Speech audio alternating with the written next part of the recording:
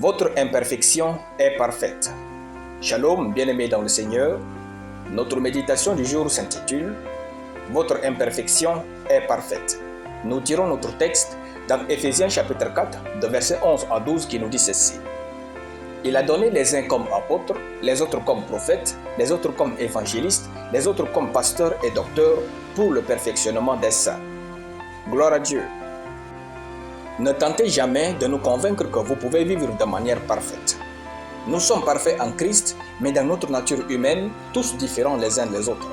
Ainsi, nous allons nous offenser les uns les autres et souvent mal se comprendre. Donc, notre imperfection est parfaite. Le verset du jour nous donne le pourquoi Dieu a suscité ses serviteurs pour nous. Il est écrit, c'est pour le perfectionnement des saints. C'est-à-dire, les chrétiens sont saints mais pas parfaits. Nous avons alors le droit à commettre des erreurs. C'est normal que nous nous offensions et nous nous pardonnons. Ne soyez pas si dur avec vous-même pour rien. Ne vous souhaitez pas une vie dure parce que votre bonne volonté n'a pas suffi et vous avez failli.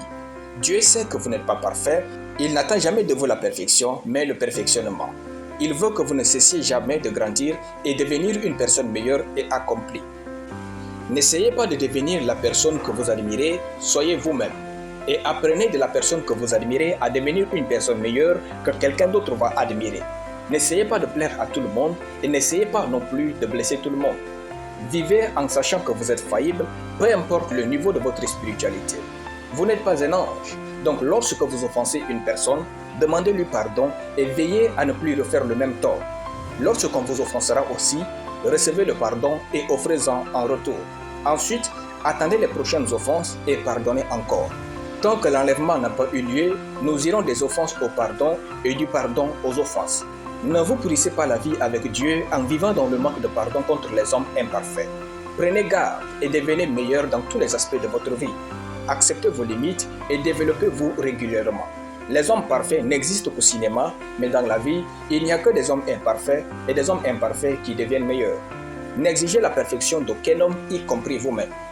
Soyez donc prompts à comprendre les offenses, à les pardonner, à les utiliser pour renforcer vos relations et à devenir meilleurs. Votre imperfection n'est pas un défaut, mais une occasion de devenir meilleur et à l'image parfaite de Christ. Gloire à Dieu. Nous allons prier. Père saint et parfait, je te rends grâce pour ta parole. Je déclare que pendant que la perfection de Christ coule en moi, je vis et je deviens de plus en plus meilleur. Je reçois et j'offre le pardon comme Dieu au nom de Jésus. Amen. La lecture biblique en une année, Proverbes chapitre 7 à Proverbes chapitre 9. Soyez bénis, c'était le pain du ciel.